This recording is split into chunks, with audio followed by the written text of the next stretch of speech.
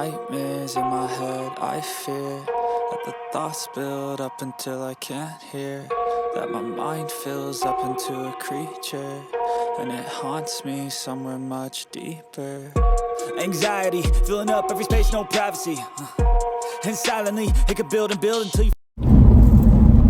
Salam sejahtera Malaysia, denyut nadi suara rakyat bergema di channel ini.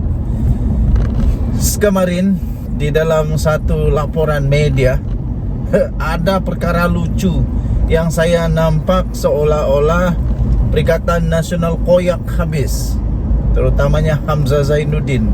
Sebab dia ketua pembangkang, tiba-tiba mereka muncul dan kata sedang cari bukti untuk termasuklah mau buat laporan polis kerana ahli parlimen mereka kena ugut. Aduh, sudah begini baru tuduh pula kena ugut. Hari itu Hamzah Zainuddin juga kata ahli parlimen Kuala Kangsar kena ugut. Tapi hairannya ahli parlimen Kuala Kangsar tak ada cakap apa-apa pun pasal mengugut.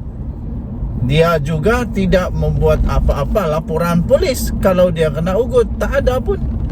Lepas itu ahli parlimen Labuan pun dalam surat rasmi beliau memberitahu semua itu dia buat secara rela untuk manfaat semua rakyat di parlimen Labuan.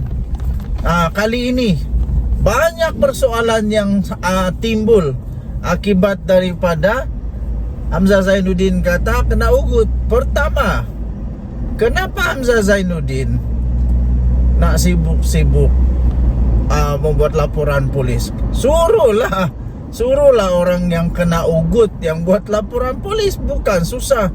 Lepas itu biarlah polis yang pergi siasat. Kenapa orang yang kena ugut itu tak pula nak buat laporan polis? Kenapa perlu ada bukti dulu baru buat laporan polis? Pada hemat saya, pada pendapat saya, buat laporan polis tak apa. Laporan polis boleh dibuat, kemudian polis boleh siasat benda tu ada atau tiada. Seterusnya, kenapa hairan juga saya ahli-ahli parlimen PN ini waktu diugut dia orang tidak pandai simpan maklumat. Di dalam handphone sekarang sudah canggih lah, cik. Canggih.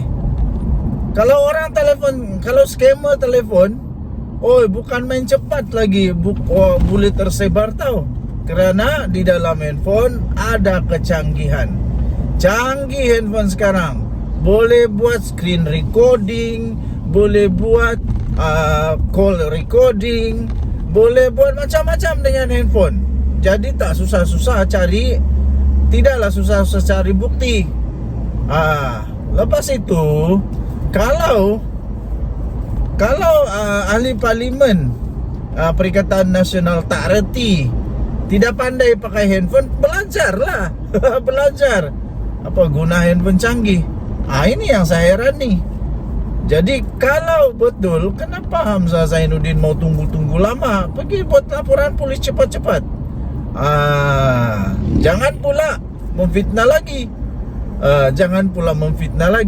Jangan sampai memfitnah, kata ada ugutan itu ini, tapi sebenarnya koyak saja. Koyak takut meroyan.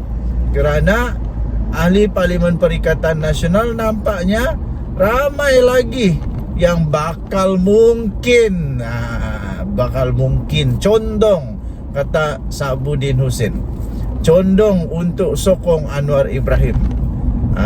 Jangan koyak. Okey, itu lagi. Kemudian persoalan yang seterusnya yang saya fikir, kalau mau cari bukti, CCTV ada mah. CCTV ada mah. Kalau orang pergi jumpa orang itu, cari CCTV.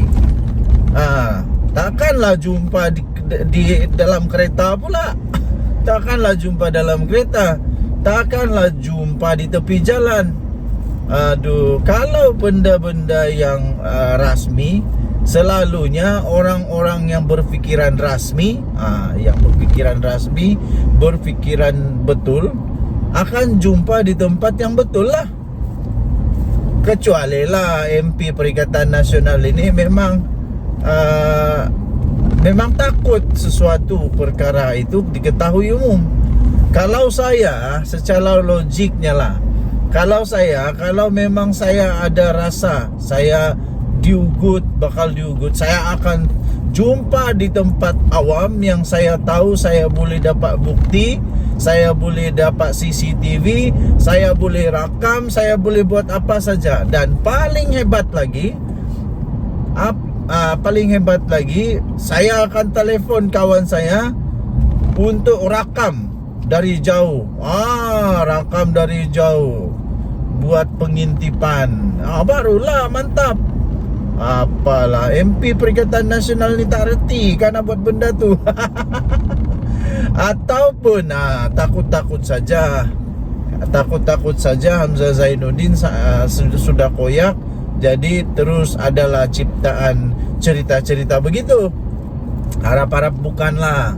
Saya percaya Hamzah Zainuddin cakap kerana dia betul. Okeylah, tuan-tuan dan puan yang dihormati sekalian, kita tunggulah. Adakah mereka akan buat laporan polis? Adakah mereka akan dapat bukti? Ataupun semakin ramai sebenarnya MP daripada Perikatan Nasional yang pergi untuk sokong Anwar Ibrahim.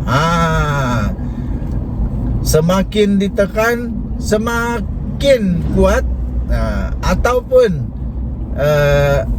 mereka menjadi lebih realistik, lebih relevan, lebih pandai berfikir bahawa ahli parlimen ini berhikmat untuk rakyat, bukan berhikmat untuk parti lebih hebat. Bukan. Parti itu hanya satu tempat mereka dapat berwadah. Tapi tujuan utama rakyat pilih mereka sebagai ahli parlimen untuk berhikmat kepada rakyat, bukan nak majukan parti. Jadi akhirnya rakyat juga yang akan menentukan. So kita tengoklah betul atau tidak. Sabudin Husin kata ada 5-6 orang lagi yang bakal condong untuk sokong Datuk Seri Anwar Ibrahim Perdana Menteri Malaysia. Ada ura-ura, dengar-dengar kabar, tidak lama lagi akan ada lagi yang akan membuat pengumuman sokong Datuk Seri Anwar Ibrahim. Dan tadi Suara Rakyat bergema di channel ini. Jangan lupa tekan butang subscribe, like dan share. Malaysia kita punya, cintai Malaysiaku, kita jaga kita. Kita jumpa lagi. Bye bye.